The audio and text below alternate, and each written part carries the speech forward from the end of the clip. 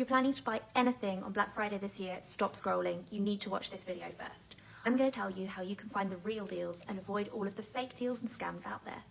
Did you know that Black Friday actually isn't always the best day to get the best deals? According to a price study that looked at potential savings you can make on popular Black Friday must-have items, some of the supposed savings on offer were as little as 1%.